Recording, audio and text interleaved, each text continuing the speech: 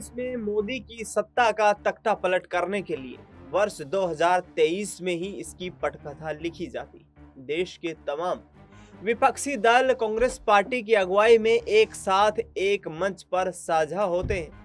मंच पर साझा होते ही ऐलान करते हैं कि सभी मिलकर के इस तानाशाही पूर्वक शासन को यहां से खत्म करने की कोशिश करेंगे और यहां पर मोदी की सत्ता का 2024 की राजनीति में तख्ता पलट हो जाएगा। लेकिन जिस तरीके से पिछले कुछ दिनों से इस गठबंधन में दरारें सामने आई है, कई राजनीतिक दल यहां से गठबंधन को छोड़ने का ऐलान कर चुके हैं, तो कई सीट शेयरिंग के मुद्दे को लेकर यहां पर कोई भी समझौता करने को तैयार दिखाई नहीं दे रहे। उधर कांग्रेस पार्टी इस गठबंधन की अगुवाई कर रही है। इंडिया गठबंधन की अगुवाई में भारत जोड़ो न्याय यात्रा शुरू की गई। मणिपुर के इंफाल से लेकर महाराष्ट्र के मुंबई तक चलने वाली ये यात्रा 6,700 किलोमीटर के लगभग की दूरी तय करने वाली है और इसमें दिग्गज नेता राहुल गांधी देश के आम लोगों तक यहाँ पर लगातार जिस प्रकार से जो तानाशाही पूर्वक शासन कांग्रेस पार्टी लगातार आरोप लगाती रही है कि मोदी सरकार विपक्ष और देश के लोगों पर थोप रहा है, उसके खिलाफ ये लड़ाई है।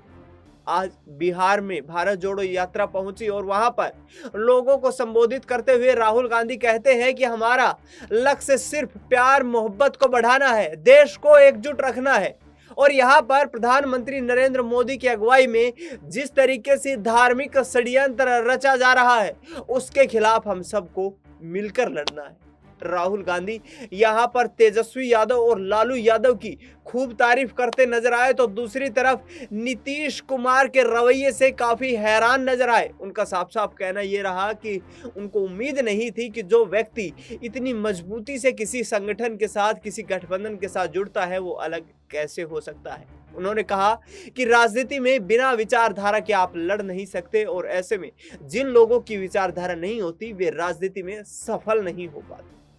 दूसरी तरफ यदि देखा जाए तो मायावती भी इंडिया गठबंधन में शामिल होने से अपने आप को अलग करती हुई नजर आ रही है, लेकिन सोनिया गांधी और मायावती की दोस्ती से हर कोई वाकिफ है।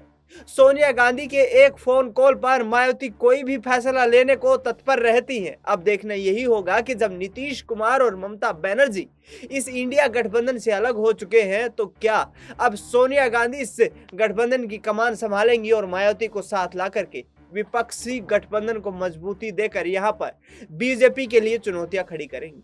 नमस्कार, आप देख रहे हैं नेक्स्ट 9 न्यूज। हमारे खास कार्यक्रम देश की हकीकत में आपका स्वागत है। अक्षय मेरे सहयोगी मेरे साथ है। अक्षय, आपका स्वागत है। अक्षय, पहला सवाल रहेगा सोनिया गांधी और मायावती की जुगलबंदी का।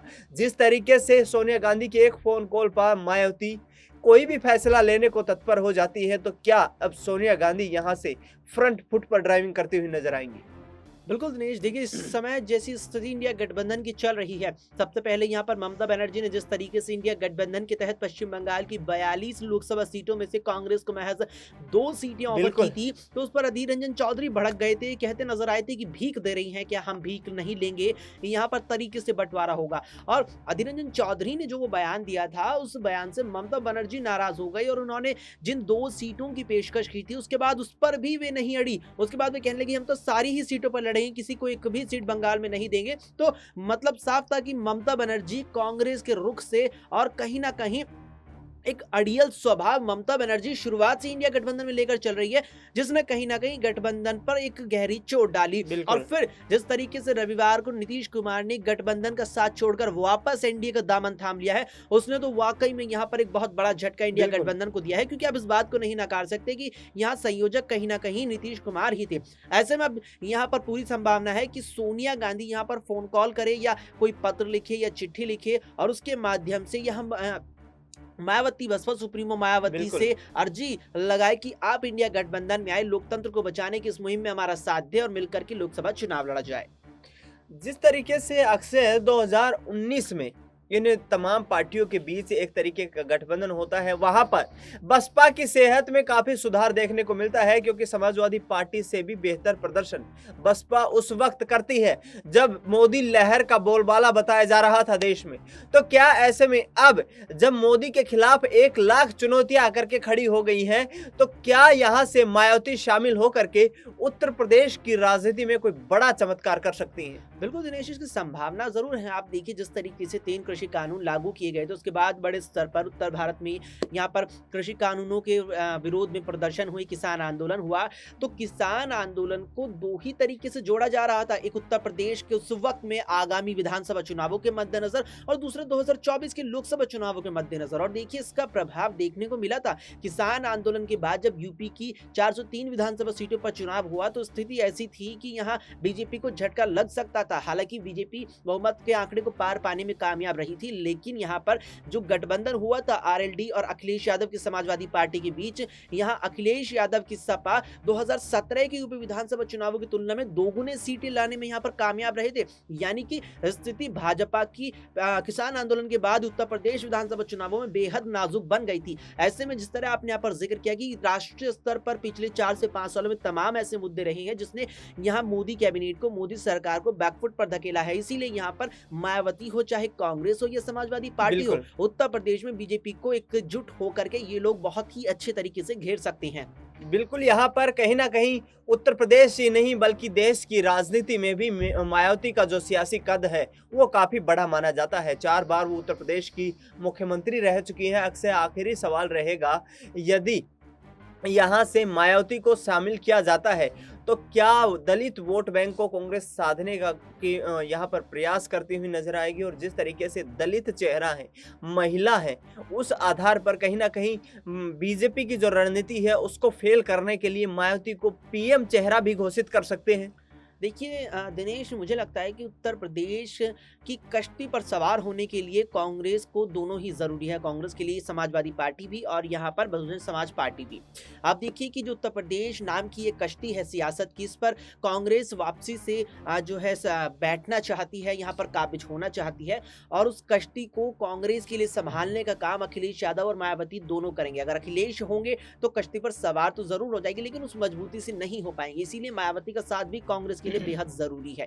और यही चीज कांग्रेस लेकर के जानती भी है कि मायावती को यहाँ पर लेना होगा, और इसी जुट में यहाँ पर लगी भी है। इसी ही कवायद में यहाँ तमाम कांग्रेस के नेता जुटे हुए हैं कि मायावती आ जाए तो उससे जो कांग्रेस है उसको उत्तर प्रदेश की जनता में और खास तौर पर उत्तर प्रदेश में जो कांग्रेस का यहाँ पारंपरिक वोट बैंक रहा है, चाहे वो यहाँ पर अल्पसंख्यक समाज हो, यहाँ पर चाहे वो यहाँ पर अन्य कोई भी समुदाय समाज हो, जो कांग्रेस का एक वक्त में पारंपरिक वोट बैंक उत्तर प्रदेश में रहा है, उनके मन में कांग्रेस की वापसी हो सके, इसका जरिया यहाँ पर अखिलेश की सपा और यहाँ पर बसपा ही नजर आती है। ऐसे में अगर बसपा शामिल हो जाती है तो कांग्रेस को यूपी में मजबूती मिलेगी, साथ ही साथ इंडिया गठबंधन को भी यूपी में मजबूती मिलेगी। यहाँ पर कांग्रेस पार्टी के लिए मायावती को साथ लाना कोई मुश्किल काम नहीं है, और मायावती कांग्रेस पार्टी के अपने पिछले रिश्तों को याद करके काफी सुखद महसूस भी करती हैं। लेकिन कहीं ना कहीं समस्याएं जो आ रही हैं वो अखिलेश यादव को लेकर के आ रही है, क्योंकि जिस तरीके से 2017 में दोनों पार्टियों ने मिलकर विधानसभा का चुनाव लड़ा था, उसके बाद से यहाँ पर लगातार जो है तल्खी तेवर देखने को मिलते रहे हैं। और ऐसे में जो बटा हुआ वोट बैंक है उसको एकजुट करने के पक्ष में यहाँ पर मायावती नजर नहीं आती है, और अखिलेश यादव खुद जानते हैं कि इसका सीधा सीधा असर उन्हें चुनाव में देखने को मिलता रहा है। अब देखना यही है कि कांग्रेस पार्टी के आह्वान पर यहाँ पर मायावती इंडिया गठबंधन में शामिल होती हैं या फिर अलग थलग रहकर तमाम राजनीतिक दलों की स्थिति को अस्थिर कर देती हैं। फिलहाल इस खबर में इतना ही, और हमारे इस खास कार्यक्रम में जुड़ने के लिए हमारे सहयोगी अक्षय अग्रवाल, आपका बहुत बहुत धन्यवाद। देश दुनिया की तमाम बड़ी खबरों के लिए आप देखते रहिए नेक्स्ट 9 न्यूज।